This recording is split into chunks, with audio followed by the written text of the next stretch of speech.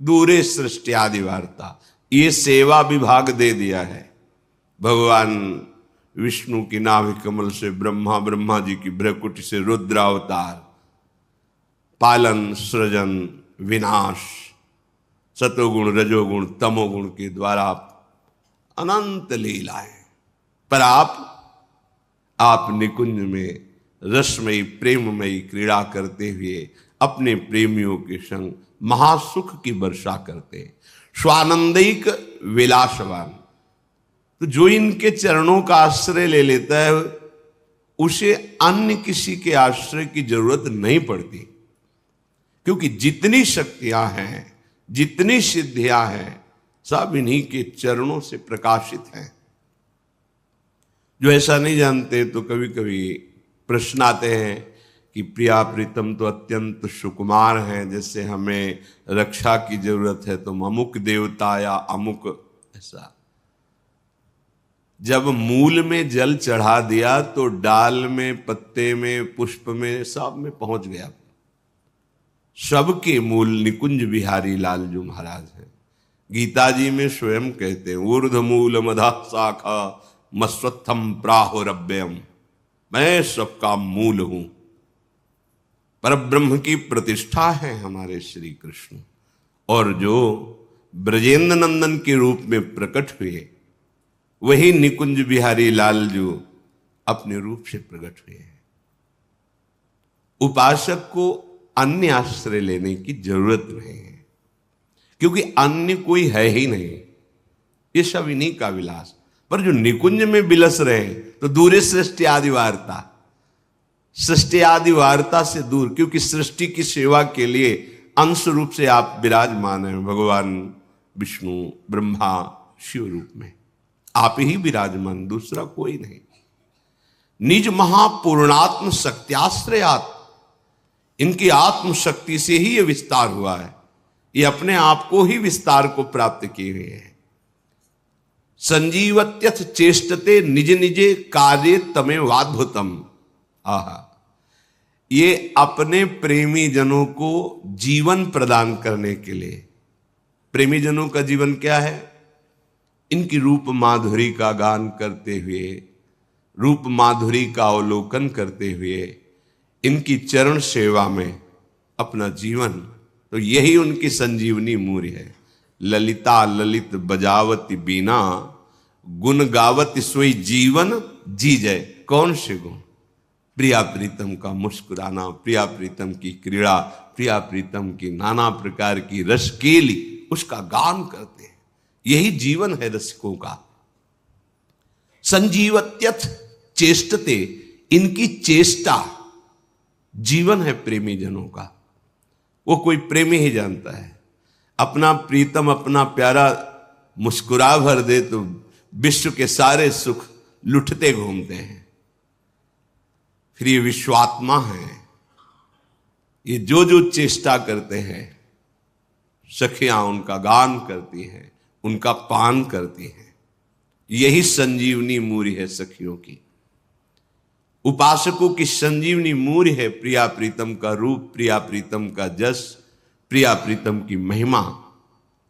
निज निजे कार्य तमेवाद्भुतम, वो सब अपनी अपनी सेवा में प्रिया प्रीतम को सुख प्रदान करने में बड़ा अद्भुत सुख अनुभव करते हैं। कैसे उस सुख का उदाहरण दे? अनुपम है, उपमा रहित है, पर लौकिक भाषा में। जैसे अपने अत्यंत लाडले दुलारे इकलौते बेटे को मां पवा रही है, तो जब वो बालक पाता है तो उसको कैसा सुख होता है। पाव हो रहा है, हृदय उसका शीतल हो रहा है, तृप्ति मां को हो रही है। सखियों का हृदय प्रियालाल के प्रति कितना दुलार से भरा हुआ है। लाल ललना मिली हियो शिरावत मोर, पावे कोई और, तृप्ति करे कोई और, ये महासुख है। स्वातंत्रम, सारी शक्तियां इनके अधीन है, ये किसी के अधीन नहीं है। परम स्वतंत्र न सिर पर कोई। परमम परेश, ये ईश्वरों के भी ईश्वर हैं। निकुंज बिहारी लाडली लाल। परमेश महा मानंदिक वृत्तिम श्रेय, परम स्वतंत्र परम महा आनंद वृत्ति युक्त होकर विलसते रहते हैं। ये अनुभव, ये आश्रय उसी को प्राप्त होता है जो रस का अनन्य हो जाता है, रसिक अनन्यों के संग से। हरिराम व्यास जी कहते हैं, तेई रसिक अनन्य जानवे। कौन है रसिक अनन्य? बोले जिनको विषय विकार न हरिसो रति, तेई साधु मानिवे। तेई रसिक अनन्य जानिबे, तिनकी संगति पतित सु उद्धरे।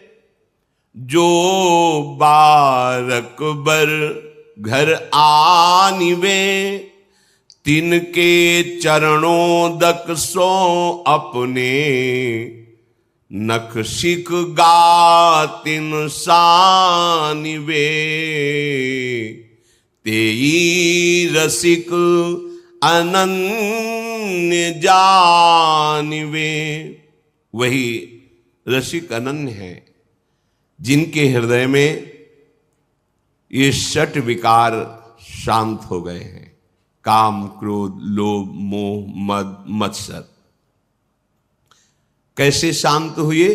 हर्षोरति, हा हरि रा राधा। प्रिया प्रीतम के चरणार विंद में जिनकी प्रीति हो गई है, उस हृदय में ये षड विकार अपना अधिकार छोड़ देते हैं।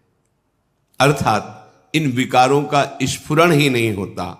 तेई साधु मानिवे, वही साधु पदवी को प्राप्त है जो निर्विकार और प्रभु के प्रेम से युक्त हृदय है। वही साधु हृदय है, वही रसिक अनन्य है। हरिराम व्यास जी कहते हैं, प्रियाजू की कृपा से ऐसे रसिकों की संगति मिले तो हमारा उद्धार हो जाए। अगर एक बार भी इनकी संगति कर ले तो व्यर्थ नहीं जाएगी। जो वारक घर आनवे, एक बार यदि इनके समीप पहुंचना हो जाए या ये हमारे समीप कृपा करके सानिध्य दे दे, एक बार का मिलना वो व्यर्थ नहीं जाएगा, आपका परम मंगल कर देगा। अगर कहीं ऐसे भगवत प्रेमी महात्मा का चरणोदक मिल जाए और रोज पीने को मिले और अपने सर पे धारण करने को मिले, नखशिख गातिन शानवे, निश्चित निश्चित बहुत जल्दी परिवर्तन होता है। भगवत बुद्धि से इनका चरणोदक उतारा जाए और पान किया जाए और माथे पे रखा जाए, सर पे रखा जाए, एक बूंद दो बूंद से वो आपके जीवन का परिवर्तन कर देगा। रघुगण जी से जड़ भरत जी कहते हैं, गृहस्थ की उपासना, शास्त्रों का स्वाध्याय, तीर्थयाटन, व्रत या अग्नि चंद्र सूर्य की उपासना आदि से ये जो हम तुम्हें तत्वबोध की उपदेश कर रहे हैं, ये नहीं होता। ये होता है महापुरुषों की चरण रज का अभिषेक करने से। रघु गणै तत्तपसा न याति न चेज्जया, न निरूपणाद गृहाद्वा न छंदसा, नैव जलाग्नि सूर्यो बिना महत्पाद रजोभिषेकम।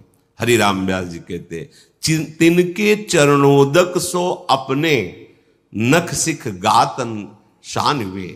यदि कहीं ऐसे प्रेमी महाभागवतों का चरणोदक मिल जाए पीने को और माथे पे धारण करने को, तो ये जो विकार हैं इनसे लड़ने की सामर्थ्य आ जाए, ये परास्त हो जाएंगे विकार। पर बिना महत्पाद रजोभिषेकम, ये कोई भाग्यशाली को बात समझ में आती है।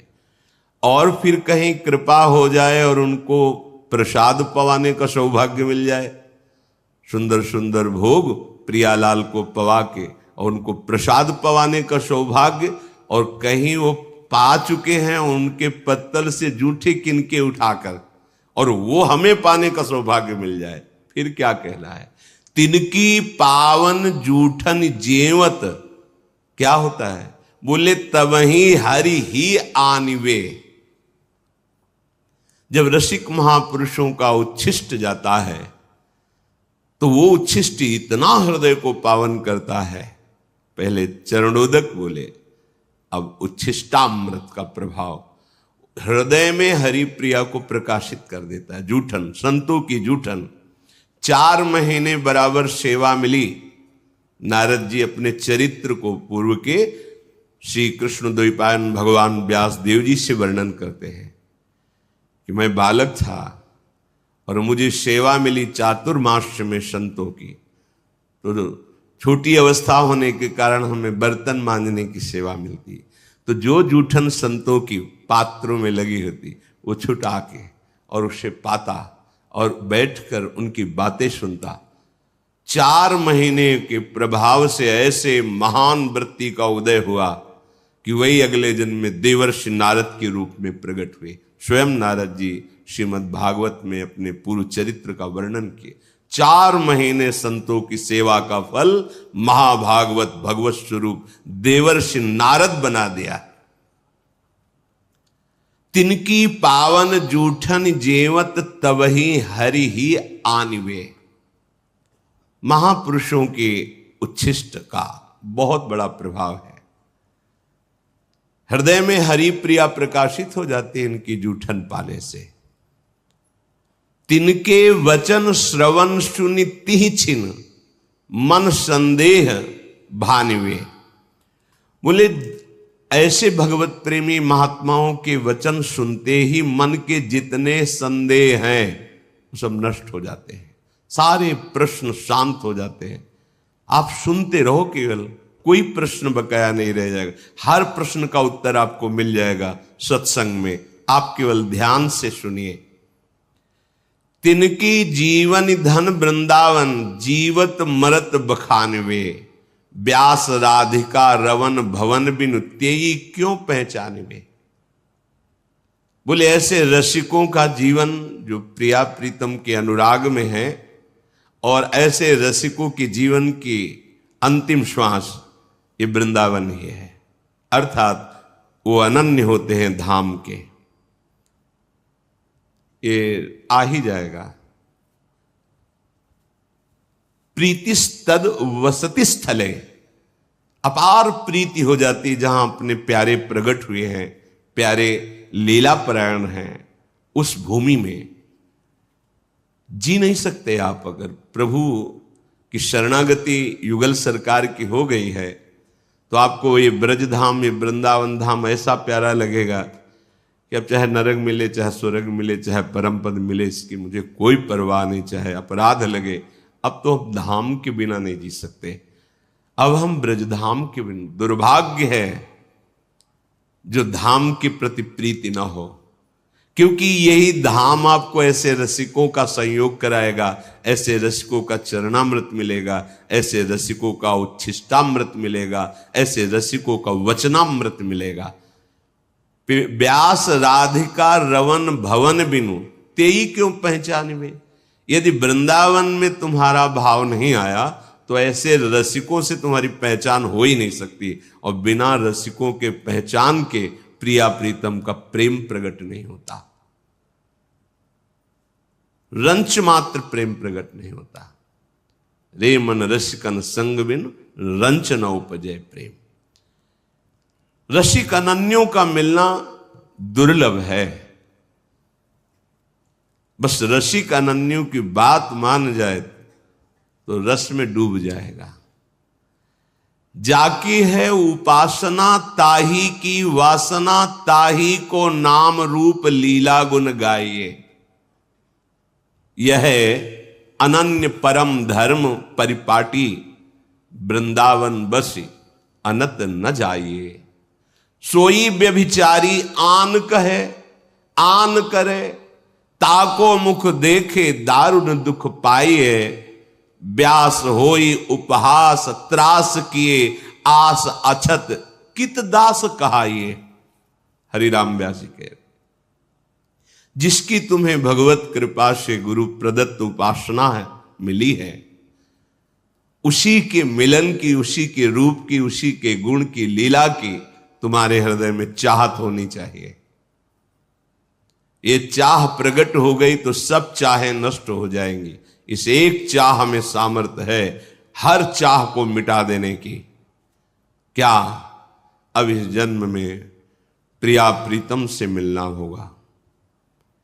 मिलने का उपाय है निरंतर प्रिया प्रीतम का स्मरण करना, नाम जप करना, उनके लीला गुण गायन करना, उनके जनों का संग करना, उनके लिए ही कर्म करना, उनकी प्रसन्नता के लिए, उनके समर्पण के लिए सारी चेष्टाएं, तन मन वचन सब।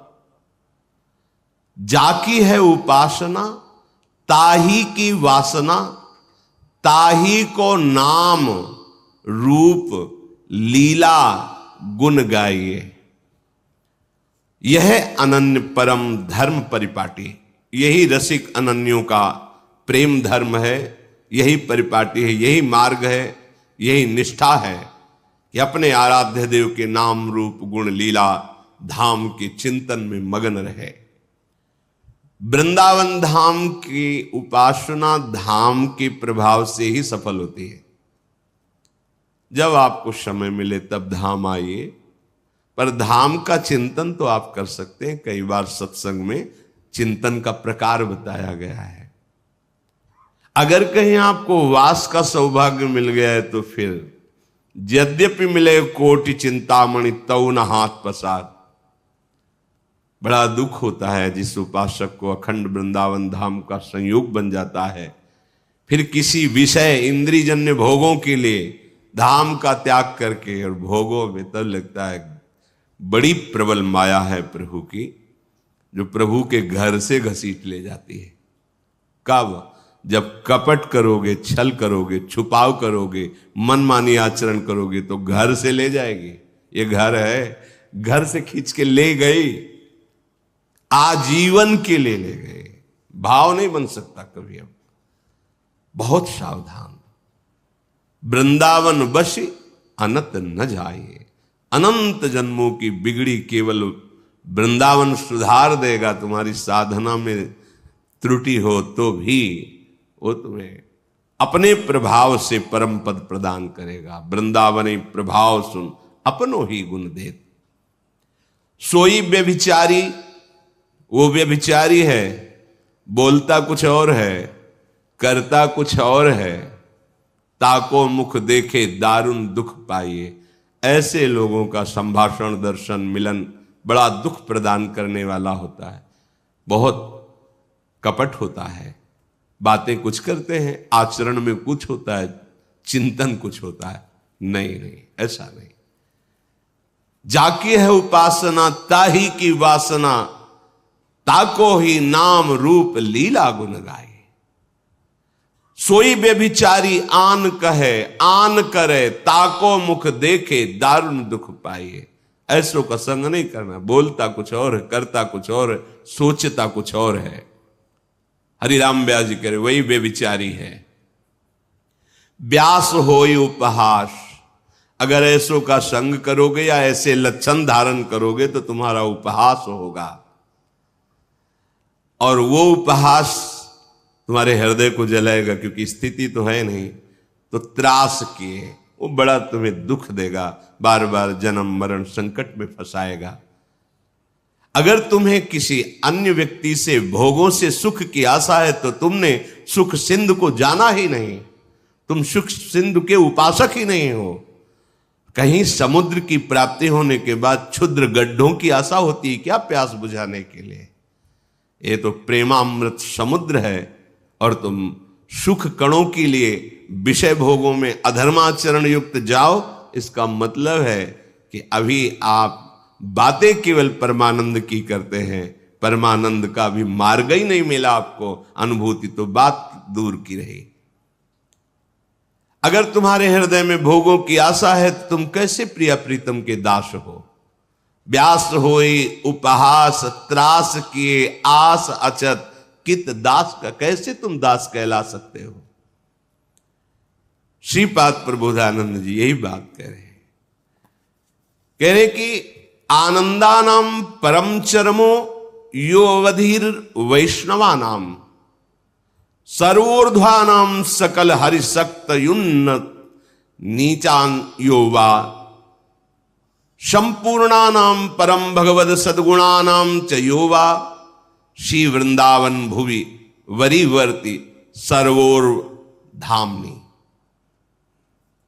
श्रीपाद कह रहे कि वैष्णव का चरम आनंद प्रदान करने वाला ये वृंदावन धाम है। वैष्णव का चरम आनंद क्या है, परम सीमा का आनंद क्या है? हर समय भजन होते रहना। तो यहां फिरे स्वार्थ आपने भजन गए फिरे बाह।